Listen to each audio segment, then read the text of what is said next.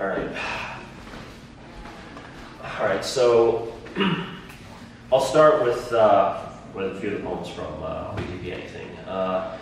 This one is Fly Me to the Moon. This one was kind of a challenge imposed by a dear friend of mine, Mark DiSavero. He wanted me to try and write a villanelle. And I never really wrote in kind of a formal, in that formal sort of way. But then I gave it a try, and it turned out to be all right, also because I was watching a lot of Neon Genesis Evangelion at the time, and that really helped inform the work here. But nonetheless, I'll just jump right into it.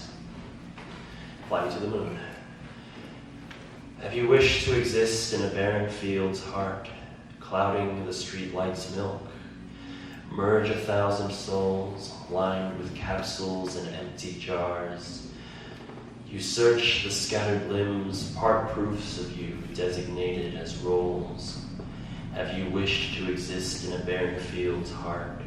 In rain you avoid windows, stare at crowds, soggy until even the baseball player too wilts in the cold. Shelves lined with capsules and empty jars. Have you wished to exist in a barren field's heart? Will you finally know what it is like to be warm? In a desolate plain, is this how you imagined yourself in full? Have you wished to exist in a barren field's heart? Shelves lined with capsules and empty jars.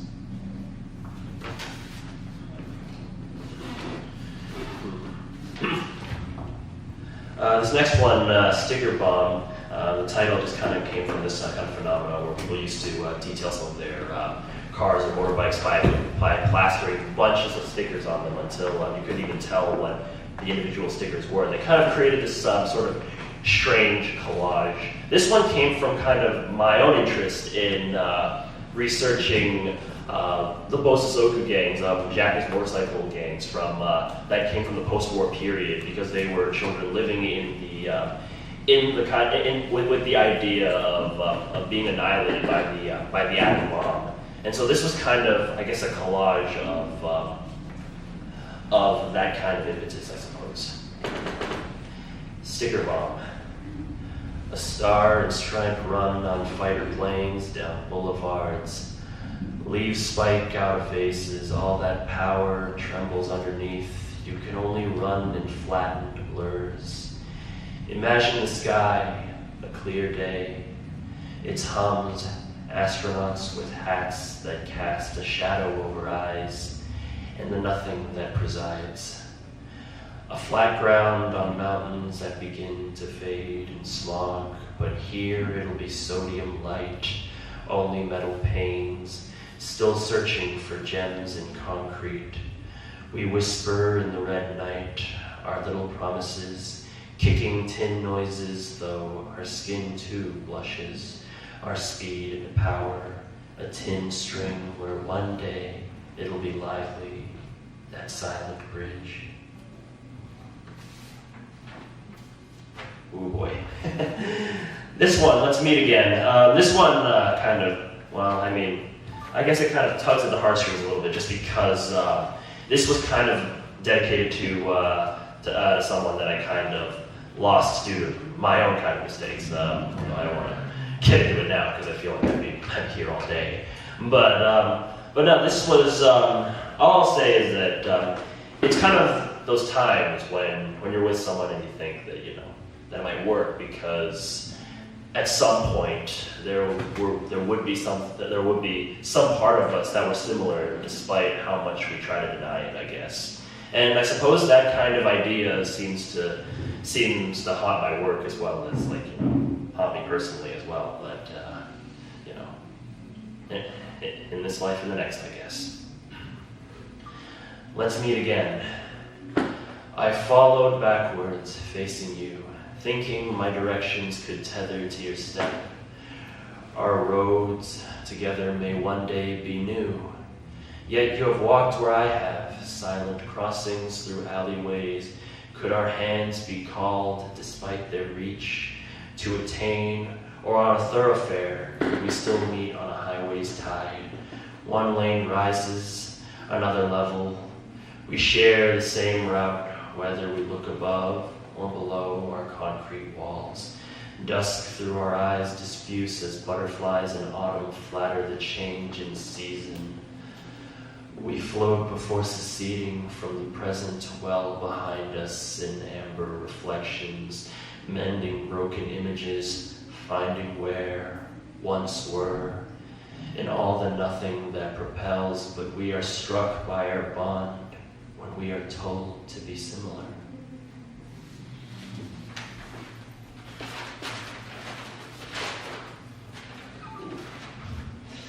This one is untitled. I mean, this is one of my newer poems that'll come sometime, somewhere.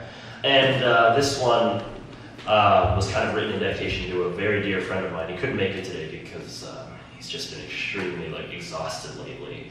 But this was kind of in dedication to his experience in losing a loved one very long ago to cancer. It was one of those cancers that really deteriorated at the body. So, and it kind of left this kind of absence where truly what has been lost can never come back. A gray-born flower, its bud cracked, you pick it from the stem. Only a brief snap interludes your withdrawing hand. Only curls to a fist for those lost. Could you hold tighter as a powder slips from your fingers? Some leave black tombstones with a small name, almost to carve a black hole, an impenetrable door where memory may reside for those who have left us, and we still stand here. The soil only leaves one fertile petal. Does it refuse to grow anything that much? Leaving a burial, yet to clump for grass, a thin leaf stuck to our shoe soles. Your clock's not set.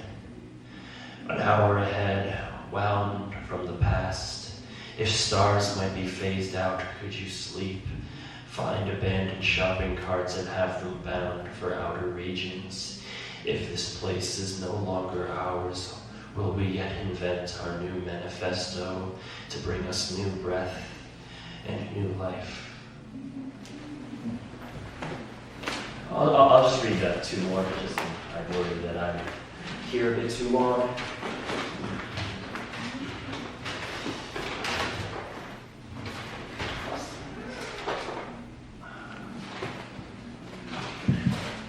This will just be an excerpt from a poem I wrote for the movie Xu Bai Jiufeng or Treviza. It's a movie based on the sort of infamous legacy of the so-called King of Thieves in Hong Kong, them being Kwai Bing Hong, Cheung, and Yi Kaifun. This excerpt in particular is relating to Yi Kaifun, who was known as the famous AK-47 robber, just because at the time there had never been such a spectacular crime. Because even on broadcast, you just see him with the Kalashnikov rifle at a standoff in the middle of the street. He even had his own technique of holding the rifle itself to sort of counteract recoil, just because the AK-47 is known for high recoil and low accuracy. And so in this movie, the kind of premise is that there's a rumor that these three King of Thieves will get together and pull off some grand heist in the midst of the handover of 1997, and all three of them kind of go like, oh, that's crazy. No, there's no way we would ever collaborate. Because all sort of different styles. Just like Kwai Bing Hong has more smaller robberies, and he kind of disappears like a ghost. Cheung does more. High-class ransom for he even kidnapped one of the rich tycoons in Hong Kong, and Li Ka-sing. Yeah, he had kidnapped his son for a while, and Yu Kai-fu does more grand style robberies. This one is dedicated to him, and it's kind of realizing his arc in the story is kind of this idea that that idea of Mike being unable to secure everything. Between gun and drink, a vase empty without plants or soil, the glossed finishes that leave only air for nothing is savored, only a taste now forgotten.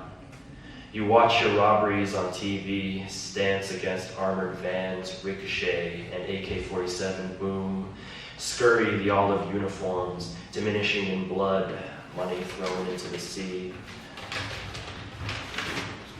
Your statements no longer direct but tremble in search of tact, hurrying towards your requests, leaving a stained bottom of the cup, buying drink and pleasure for officials in sunglasses, kissing their maidens during dinner, her sitting on his lap. Your tie a choker close, fingers hover over a palm, that hand that could grasp, clutch, take, as once things were settled in gun battles. Now a moment prolonged, sitting in an office chair, cushions of gray television static, a trading license in a golden frame. Your cargo only rests under your office before moving to big box department stores. In an alley, you proclaim your name, thinking of the cuts negotiated from the threat of your return, looming over those who try to swindle you. Their strobe attempts to light alleys, flies eat at metal walls, with closed umbrellas and ending in small chuckles. A spot of concrete in your warehouse remains. You close for the night, tired of reliving past robberies before realizing it was already far away. You take aim once again, the wooden grips, the course of a vented handguard, for those brief flashes of memories, of gold bars amassed into mountains, and you on top of it all. This one's my last poem. I guess one of the patterns of thought, I guess, I find myself writing these in, is this idea of absence and of nothingness, or rather the point where language begins to, not necessarily to fail, but more in the sense that there's a moment of silence, I guess, like, to kind of take a page out of my friend Yu was telling me about Chinese painting, where there has to be space for emptiness and silence to resound. So this one I kind of wrote after playing video games, I suppose, and this one kind of thinking about death, not just in the brutal sense, but also in the but also in the sort of the same sense of my poem previous, that idea of like death as disappearance, that which shall not return. From beach chairs we lay to scorched dunes, a ring of children spun, the laughter watered like fountains in a town square, the shade on white cobblestone. Upon passing it was more fireflies and smoke of lasted breath, myriad of souls flickering, torn faces and tide of bodies, limbs ground up to meat, flesh pulled, remains lain across to static monitors. The fire over stone that once could not be wounded, leaving empty gurneys, unattended processions, the masses we once held in silence. And erasures of noise form no rhotics or word, only the spinal bones off rail lines to unveil stone columns, metal beams. Our skin crumbles like ash, burnt in the chambers of our rifles, those glass towers effaced of their gleam, until only a line remains, unfinished sketches to return to the architects forever. Their destructions leave torn postcards across the pavement, stripping paint from cars, leaving barren lands, only monochrome hills, a drone of space upon the earth. These white shreds almost as if clouds in the skies, soft as the stuffing embedded in our dolls and pillows.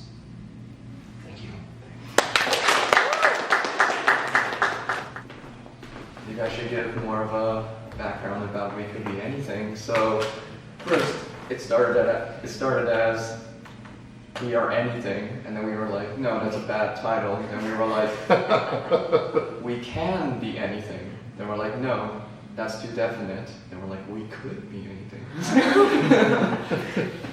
So then that came to be. And then, so perhaps figuratively right now, you could say that I'm the other half of this body. And as what Alvin spoke about, it's about separation. And if anyone knows about the poet Wong and the idea of separation, that it's shared amongst the world, and therefore we were never separated in the first place. And we speak about identity, Asian diaspora, a bunch of those. And we're working on a new book, Separation Arias, coming out soon. What else? I guess I'll start. I'll open with a new poem that I wrote recently. It's quite a complicated poem. It's a bit like a love poem, but it's not. It's also for a film like Sakamoto's. The composer composed something called Merry Christmas, Mr. Lawrence, which was also a film, adapted to a film in the 1900s, late 1900s, and it's about a Mr. Lawrence and a Japanese soldier, and though it was never implied, there was always that sexuality inside that kind of made me really intrigued in a sense. And then I brought that to thought, and then while walking at a park, I see a couple, and I just imagine stuff. It's just a diorama of many things, and I think about transmission towers, a lot of things, hierarchy. So, Sky Union Transit Lunch. And what if I forget what betters the profound? Riots gather, music crowned from Coda's ashes. The world fell apart, and apart sparred, seamless or what appeared, remaining. A few lone isotopes. My gullet, heaps of marrow blasted from airspace, throttled by a stir in rations, keeping sanity while passengers sparkle, their wonders kept. Was it our ears that blink? The sun miles mercy, far enough to witness our bodies with ways the grass follicles constellate. We're only among the litten, among ashes lit on event horizons. Lawrence was found kissing a soldier, bribing the toast in its glistening peace. Rice paddies of what could have been washed in futures I cannot find. Yet, the brightest star shines in my mouth. Instead, honor your world through this world. Exercise your caution when crossing a mindful field. Two couples hold onto each other in the park. Are they about to sleep? It's fine. Instead, this isn't a fully bright scene, but they don't mind. The caution is to spin with the world, to spin and to remember to wake without waking the other. Then the day repeats onwards without you. Two people sleep in the park. They were significant, but not enough. The world passes by, so the world doesn't mind, so long it moves, and the rain erodes, the ashes burnt and yearned from a previous significance. Was it fate? Likewise, I too walk with a heavy heart. Meanwhile, the cliffs hang just above my folded laundry, mitigating me of caution. The fear of what the world thinks of me is never imminent. Judgment lucid kicks, a quiet pause. There comes the ache. It breaks in and sets sail. Instead, mark your words.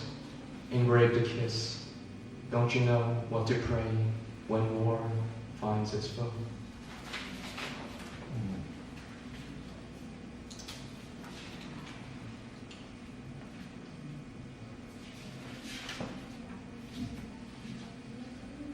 So now I'll be reading from It Could Be Anything.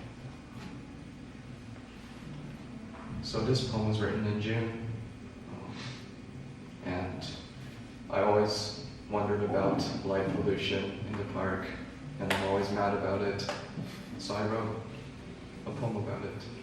And it's also the title of this book, We Could Be Anything. We could be madness on crosswalks, anything ripped in the bed sheets of a calm June field. I opened your face in a forever cry down from earth, choked on rain. Now, love is counting sheep in our sleep, on clouds ruptured by stars. Sometimes the night in your eyes looking above for some air.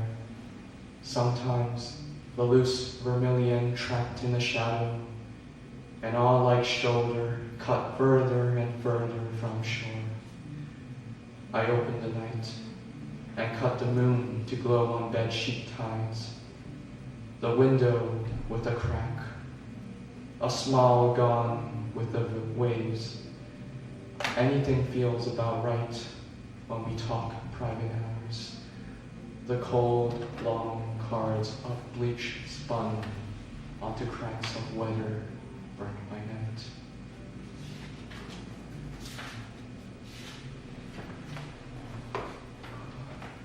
This next poem is titled Mazurka. Yes, it's a dance, peasant dance.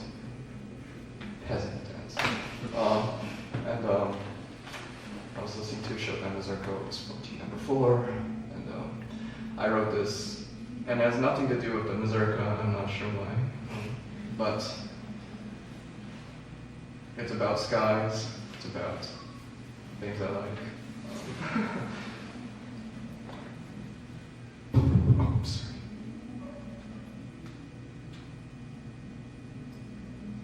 People line up with their kites hanging the world upside down, catching the moon as it falls into a sea of people.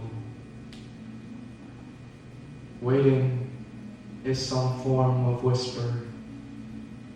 It's heavy, like filling the afterlife on a raft and setting sail out of view towards lost things. Tonight, you're every minute of wondering, like laces to songs. I drew a watch on my wrist to form crayons of light across a skin of blue. My hands flat in a field of songs that wrung my face, as in riverbeds for sleep, skillets for sky, night covers and eve, stars, shooting stars, and a flock of arrows imagined for surrender. Now that is omen with the world upside down.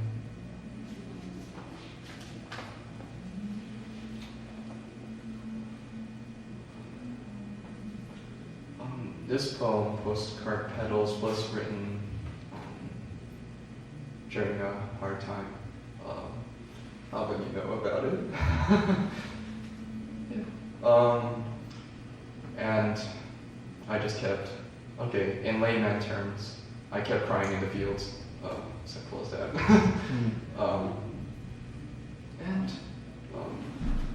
Yeah, I'll just leave it at that.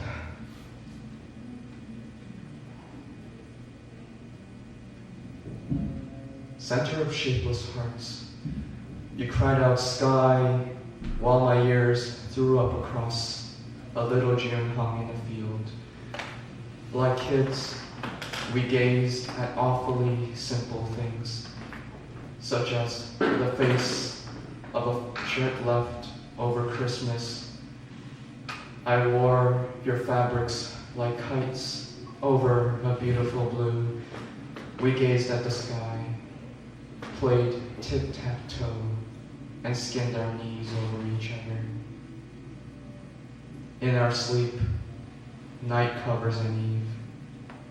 The clouds were tapped, lonely hearts, as if territories, if desires, as if living lost at sea in a room with a table, and you staring back in the middle. To live means to die a little longer. Then in a field where a little heart finds you everything.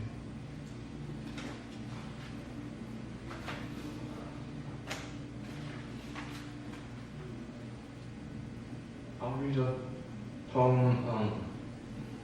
It's titled Salvage, and it's going to be forthcoming this June in the 8th issue of the Tokyo Poetry Journal. And what a dream come true, because I'm gonna, they're inviting me to go to Shibuya, the great, that famous crosswalk.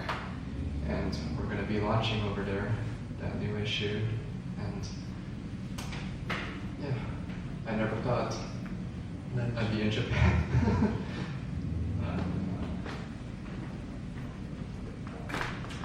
And Salvage was my thought process of, I was inspired by this Japanese poet Sayaka Osaki, who came into prominence in the 2011 earthquake, followed by the tsunami and the nuclear disaster. And she published a few books, Habitat, and another called Pointing Impossible, which was released, I think, in 2018. And she's also a photographer. And she dubs herself as the noisy animal.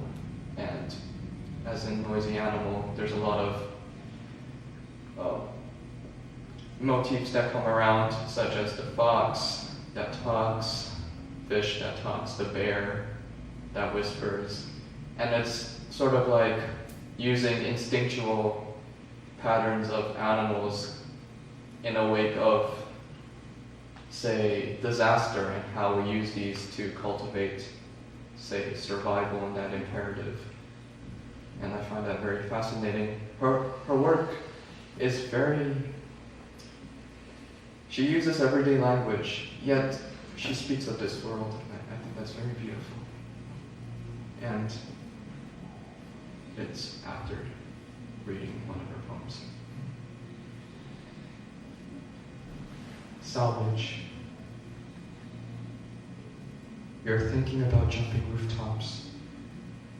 You think about the news. So you think everyone will be waiting. Visual midnight and hopeful today's. The cameraman weeps along. I wear a moon to escape the frost. Mother Mercy is quiet today.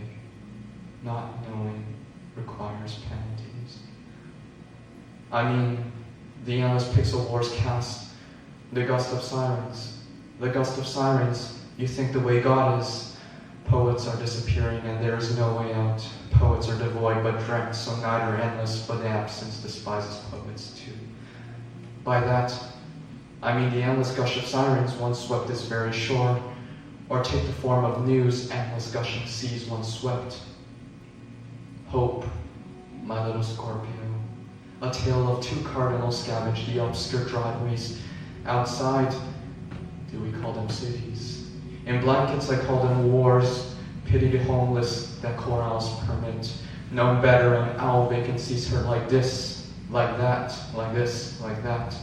Like running the red lights wild. Damsel apples pull their roots inside the language that forces distance between forgetting and forgotten. How could distance have their hungers? The fact the moon believes in my words means a story repeated on earth. Meanwhile, my coffee steamer sings all the while I'm silent. The fact you don't listen shortens my memory. Among now spills its resistance. Among seas, holler rustles sewn apart, which still spills some hope among fuselage's world. The air outside is vast and wide. I learned enough. One more poem. This poem is titled Forward, and it's a forward to what could happen, what may happen, and I don't know, but something inevitable.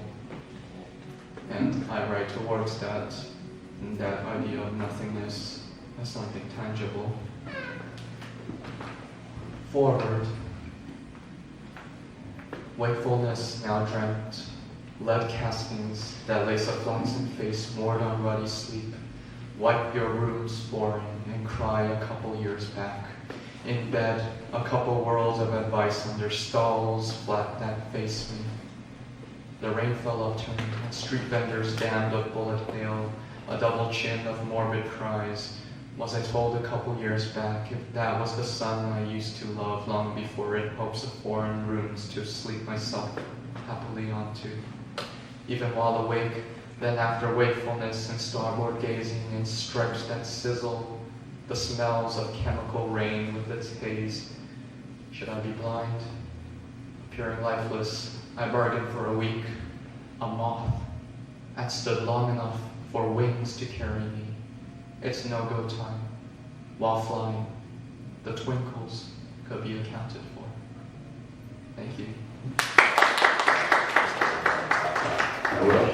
Me too.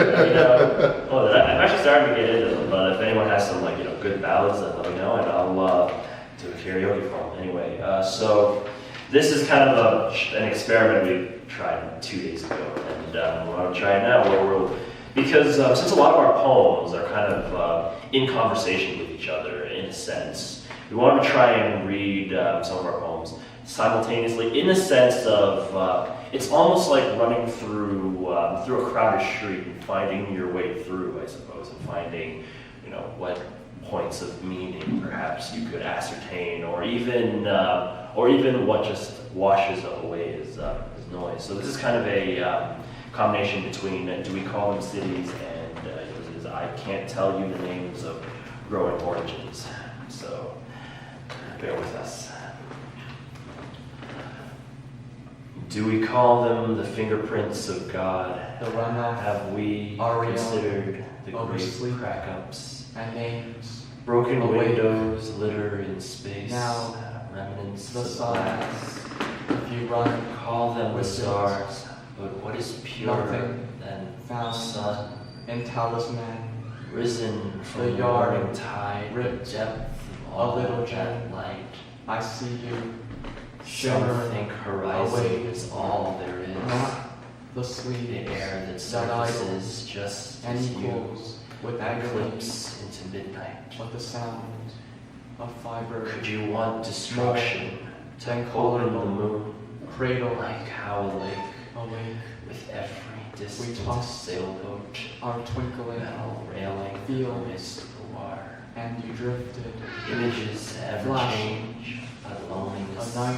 can never be hopeless. safe, For even an in empty this palm bears is a routes world that come of together shapes, as if you recall imprints of originals, memories before birth. keeping afloat, Could there be everything. places to go in pieces, for we connections call everything, more than wires possible tethers to and wooden the fractures, crosses along song, the countryside? left to drum.